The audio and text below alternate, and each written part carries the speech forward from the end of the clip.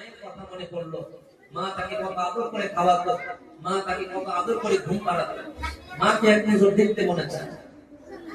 হযরত বাইজিদ বুস্তামি রাহমাতুল্লাহি আলাইহি উস্তাদকে বললেন, উস্তাদ জি একবারের জন্য সুযোগ দেন। কতদিন হয়ে গিয়েছে মাকে এক নজর দেখি না, মায়ের ডাকটা এক মুহূর্তের জন্য শুনি না। আমার চোখের সামনে দেখি প্রতিদিন কত সন্তানের গার্জিয়ান আসে, খাবার নিয়ে আসে, সন্তানকে হাতে, সন্তানকে কপালে চুমু খায়। আরে জানি না এই পর্যন্ত আমার মা কেমন আছে। আমার মাকে এক নজর দেখতে বড় মনে চায়। উস্তাদ বলল, বাইজিদ রে, তোমার মা তোমাকে অনুমতি দেয় নাই। বাইজিদ বলল, উস্তাদ একবারের জন্য অনুমতি দিন, শুধু মাকে দেখে চলে আসবো, দেরি করবো না। উস্তাদ বলল, তোমার এই যতদিন শেষ হবে, যেই দিন শেষ হবে সেই দিন আমি তোমার মায়ের কাছে যাওয়ার অনুমতি দিব। হযরত বাইজিদ বুস্তামি রাহমাতুল্লাহি আলাইহি দেরি করেন নাই। দিন-রাত পরিশ্রম করে, ছোট বাচ্চা থেকে দিন-রাত পরিশ্রম করে কোরআনে শেষ করলেন। শেষ করার পর উস্তাদ বললেন, উস্তাদ আমার মাকে দেখতে বড় মনে চায়, একবারের জন্য সুযোগ দিন। বাইজিদ বুস্তামিকে উস্তাদ সুযোগ দিলেন, ছুটি দিলেন। যেতে যেতে পায়ে যেতে যেতে গভীর রাত হয়ে গিয়েছে।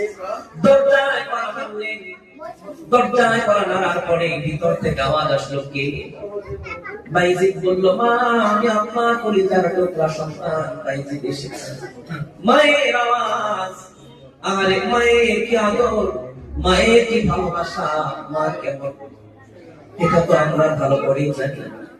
দিনে রাতে যখনই মাকে একবার শুধু বলি মা বাড়ি আসবো, কোন কারণে যদি রাত গভীর হয় বারবার মায়ের ফোন থেকে ফোন আসে।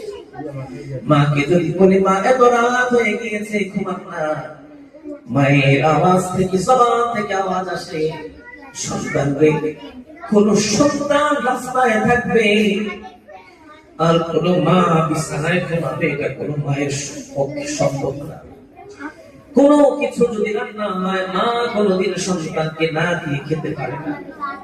অনেকদিন পরে ঘরে ঢুকলে ফ্রিজ থেকে খাবার গুলো বের করে, অমুক এসেছিল, তমুক এসেছিল, 10 জন খাবারটা রেখে দিয়েছে। মা আপনি কি খেয়েছেন? এখন যদি তুই খাস পরে আমি খাবো।